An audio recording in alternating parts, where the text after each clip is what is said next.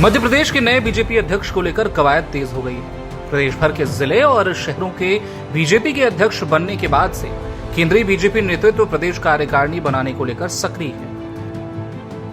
प्रदेश के बीजेपी संगठन के चुनाव संपन्न कराने की जवाबदारी केंद्रीय मंत्री धर्मेंद्र प्रधान को दी गई है।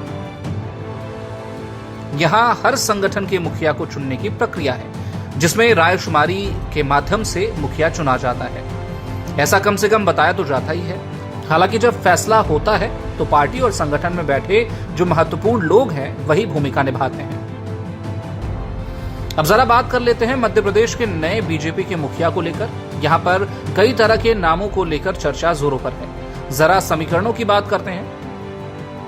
पहली बात यह है कि ग्वालियर चंबल संभाग का मुखिया हो सकता है। दूसरा, 55 साल से कम उम्र का हो सकता है। तीसरी चर्चा जोरों पर है कि एससी वर्ग से हो, और यह भी चर्चा जोरों पर है कि आदिवासी वर्ग का हो। वहीं यह भी कहा जा रहा है कि फिर से ब्राह्मण चेहरा हो। इन सभी पहलुओं पर बात की जा रही है। वहीं एक चर्चा यह भी है कि वर्तमान अध्यक्ष ही एक बार फिर से बने रहें। अब बात करते हैं जिन नामों को लेकर चर्चा है। उनमें चौंकाने वाला नाम हेमंत खंडेलवाल है, जो कि वर्तमान में विधायक हैं और सुरेश सोनी के खास माने जाते हैं। लेकिन उनके साथ उम्र वाली समस्या और कुछ विवाद तकलीफ दे सकते हैं। हालांकि ये कहा जा रहा है कि अभी वो सबसे आगे चल रहे हैं। दूसरा नाम है नरोत्तम मिश्रा का, जो कि पूर्व मंत्री हैं और ब्राह्मण चेहरा है।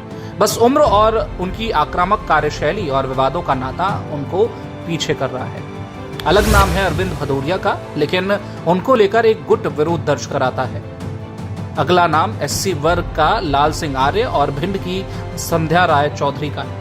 वहीं एसटी वर्ग से खरगोन सांसद गजेंद्र पटेल व राज्यसभा सांसद सुमेर सिंह का नाम है। इन नामों को लेकर चर्चा जोरों पर है। लेकिन जन संसार न्यूज के सूत्रों और बीजेपी के जानने वाले राजनीतिक जानकारों का मानना है कि मध्य प्रदेश में बीजेपी उसी तरह चौंका सकती है जैसे कि मुख्यमंत्री के चयन में किया था।